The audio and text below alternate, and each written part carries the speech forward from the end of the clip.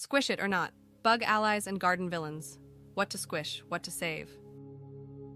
Ever caught yourself mid-squish, hovering over a tiny crawler and wondering, wait, is this guy actually helping me? You're not alone. Today we're busting the myth that all bugs are bad bugs. In fact, some of them are your garden's secret superheroes, working day and night to protect your plants, build better soil, and boost your harvests. Others? Well, they're pure leaf-munching chaos. In this deep dive, we're going to break down the top beneficial bugs, the ones you should be squishing, and smarter ways to manage your pest problems without waging chemical warfare on your whole backyard. Let's grow smarter, bug by bug. Why good bugs matter. Let's kick things off with the unsung heroes, bugs that do way more for your garden than you think. First up, natural pest control. Believe it or not, a single ladybug can eat up to 5,000 aphids in its lifetime. That's like having a tiny garden Roomba with teeth. In one community garden study in Vermont, introducing lacewings led to 85% fewer aphid outbreaks. No sprays, no stress. And what about earthworms? They're not just wriggly little blobs underfoot. Their castings are 5 times richer in nitrogen and 7 times richer in phosphorus than the surrounding soil. That's free, high-quality organic fertilizer, delivered daily. Then there's pollination. Bees, hoverflies, even some beetles pollinate 80% of all flowering plants. Without them, you can kiss a good chunk of your tomatoes and cucumbers goodbye. A single honeybee colony can visit 100 million flowers in a season. That's dedication. Meet your garden's MVPs, the top 8 beneficial bugs. 1. Ladybugs, Coccinellidae. These little red tanks are aphid annihilators. Adults can munch through 5,100 aphids per day, but it's their larvae that really pack a punch, devouring up to 400 aphids before pupating.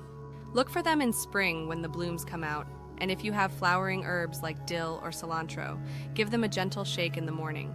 You might wake up a few overwintering adults.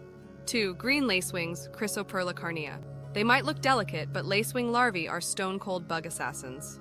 One larva can eat up to 1,000 aphids in its life cycle. The adults feed on nectar, so planting things like yarrow, cosmos, and dill gives them a reason to stick around. Bonus, their eggs hang on tiny stalks, like nature's own bug-proof packaging. 3. Hoverflies, Syrphidae. They look like bees, but these guys are in disguise. Hoverfly larvae chow down on aphids, while the adults do some serious pollination work, visiting twice as many flowers per minute as honeybees. Plus, their mimicry keeps predators guessing. Smart and efficient. 4. Parasitic wasps, Aphidius spp and Trichogram spp. These aren't your picnic-ruining wasps. They're tiny, non-stinging specialists that lay their eggs inside aphids or caterpillars. 1 wasp per aphid. Boom. In commercial greenhouses, they've reduced aphid populations by up to 90%. If you time their release with pest hatches, they'll do the hard work for you. 5. Ground beetles, Carabidae. Think of them as your garden's night patrol. These glossy beetles hunt slugs, snails, and caterpillars in the dark. They love hiding in mulch or volunteer beds. Want to find them? Try using a red flashlight at night. They're surprisingly easy to spot. 6. Earthworms, Lumbricus terrestris and friends. We talked about their castings, but here's more. Their burrowing increases water infiltration by 15%, reduces runoff, and helps roots dig deeper. Different species work at different soil depths, so encouraging biodiversity underground is a game changer. 7. Minute pirate bugs, Aureus insidiosus, tiny but mighty. These fast-moving bugs go after thrips, spider mites, and even aphid eggs. Each one can take out 20 pests a day. And they're tough enough to handle the heat of greenhouses, too. 8. Predatory mites, Phytocylus persimilis, mite versus mite. You bet.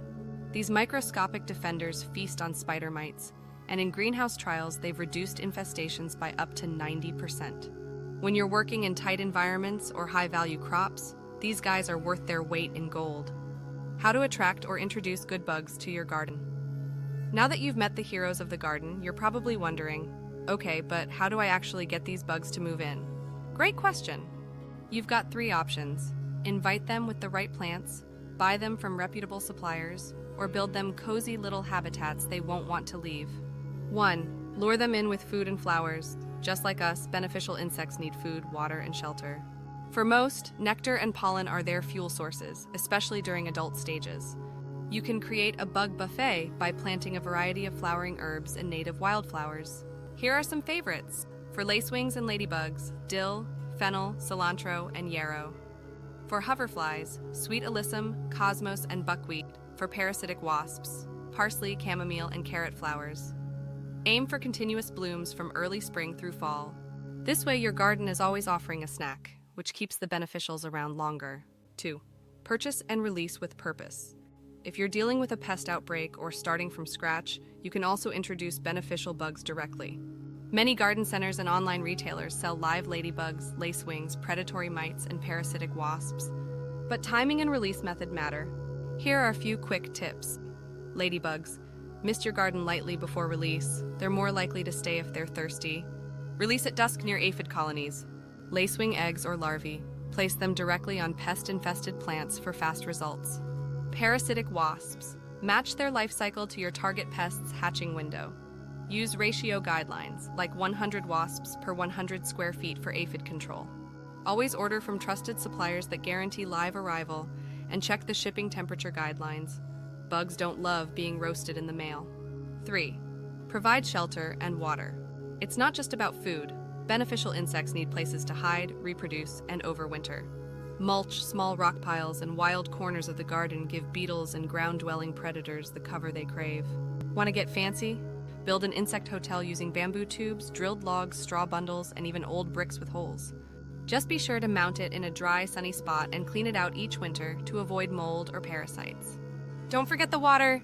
A shallow dish filled with pebbles and fresh water makes a perfect bug oasis, especially helpful during hot, dry spells. Pro tip: avoid using broad-spectrum insecticides, even organic ones, while you're establishing beneficial populations. These sprays can wipe out your allies just as fast as your enemies. When squishing is totally justified, all right, now that we've made friends with the good guys, it's time to talk about the villains. Those bugs that definitely deserve a spot on your hit list. 1. Aphids. These soft-bodied sapsuckers can reduce crop yields by up to 60% and spread plant viruses. You'll often find them in clusters under leaves. Squish them while they're small, or your garden becomes their buffet. 2. Japanese beetles, not just leaf skeletonizers, their grubs feast on grass roots too. A single adult can eat 40-50 square centimeters of foliage per day. The US loses over $450 million a year to these pests. Smash early and often. 3. Spider mites, tiny, hard to see, and wildly destructive. They lay up to 200 eggs per female, and infestations can cut photosynthesis by half. Webbing under leaves is a telltale sign. If you see it, don't wait. Neem oil and predatory mites are your best bet. 4. Whiteflies, sapsuckers that secrete sticky honeydew, which leads to sooty mold. They can tank yields by 50-75% in tomatoes and peppers.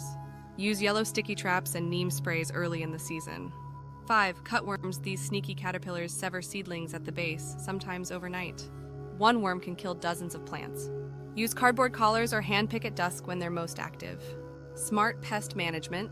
Let nature lead integrated pest management, IPM, isn't about nuking your garden with chemicals. It's about balance. Interplanting and trap crops, want to save your tomatoes? Plant nasturtiums nearby.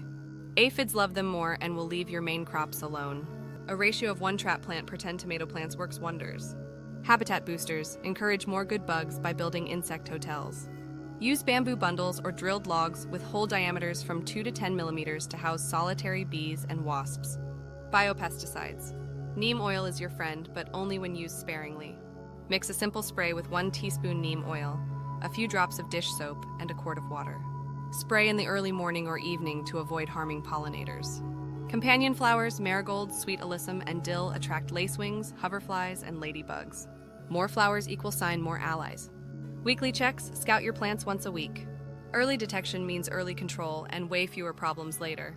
Wrapping it up, there you have it, your crash course in insect intelligence for a healthier, more balanced garden. Not every bug is a bad guy. In fact, some are doing more for your plants than you ever realized. The key is knowing the difference. So next time you see something crawling across your leaves, take a second look before going full thumb squish. You just might be looking at your garden's next MVP or a garden criminal. If you found this breakdown helpful, give it a like. Hit subscribe for more garden science, and let me know in the comments. What's your most annoying garden pest, or your favorite bug buddy? Until next time, happy gardening, and may your soil be squishy, but in a good way.